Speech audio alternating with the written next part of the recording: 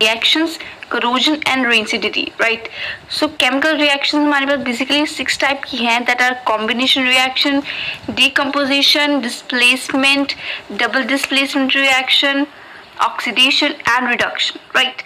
So ये बहुत ही basic reactions हैं जो आपको class 10th में आपके chapter number 1 तो बहुत easily आप इसे सीख सकते हैं. चलिए देखते हैं.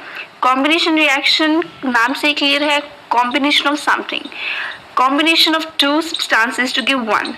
These substances, these element or compounds are called reactant, and here we get product. So these are called reactant, these are called product. So when two or more substances combine to form a single substance, that reaction is called combination reaction, right?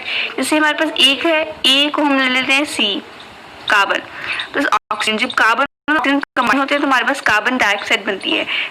दो reactant थे यहाँ पर और कितना बना हमारे पास, एक प्रोडक्ट बना.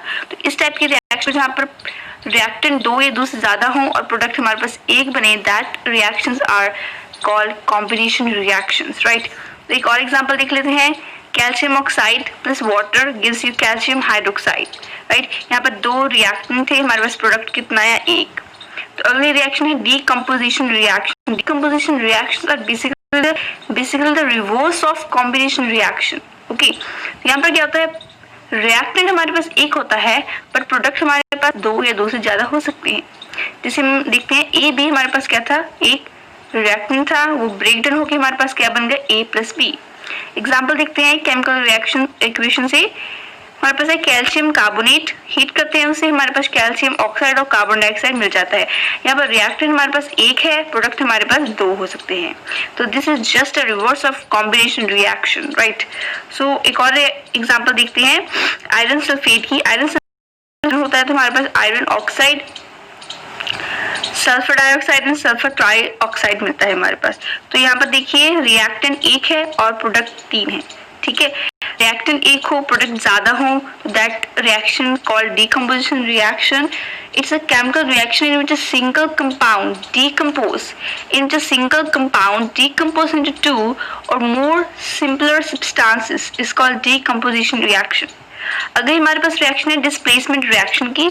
डिस्प्लेसमेंट रिएक्शन में जो ज्यादा पावरफुल एलिमेंट होता है वो कम पावरफुल एलिमेंट को डिस्प्लेस करके उसकी जगह ले लेता है और उसके साथ वाले जो एलिमेंट के साथ एक प्रोडक्ट फॉर्म करता है. जैसे ए है, हम सिर्फ एग्जांपल लिखेंगे इसकी.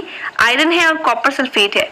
आयरन जो है कॉपर से ज्यादा पावरफुल था, इसलिए आयरन ने कॉपर को डिस्प्लेस कर दिया और कॉपर की जगह पर खुद आ गया और हमारे पास प्रोडक्ट क्या बन गया, आयरन सल्फेट प्लस कॉपर बाहर रह गया. आयरन जो था ज्यादा पावरफुल तो कॉपर को डिस्प्लेस कर दिया. दैट्स व्हाई इस रिएक्शन का नाम क्या है, डिस्प्लेसमेंट रिएक्शन. सो अगली हमारे पास रिएक्शन है डबल डिस्प्लेसमेंट रिएक्शन. अब हमारे पास डबल डिस्प्लेसमेंट रिएक्शन में क्या होता है कि यहाँ पर केमिकल रिएक्शन उस टाइप की केमिकल रिएक्शन है in which there is exchange of ion between the reactant to give new substance. जैसे ये सोडियम था, सोडियम ने बेरियम को रिप्लेस किया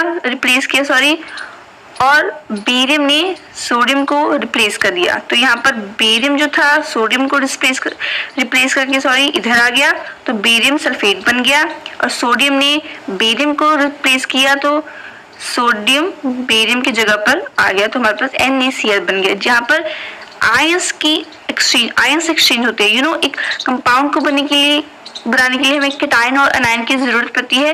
तो यहाँ पर भी जो कंपाउंड्स हैं वो एक अनायन और एक कैटायन को मिलकर बने हैं तो एक्सचेंज होएगा, आयंस का कैटायन और अनायंस का एक्सचेंज होएगा. तो इस टाइप की रिएक्शन को हम डबल डिस्प्लेसमेंट रिएक्शन. यहाँ पर डबल सोडियम भी डिस्प्लेस हो रहा है और बेरियम भी. सो यहाँ पर हमारे पास ये रिएक्शन बन जाती है फिर.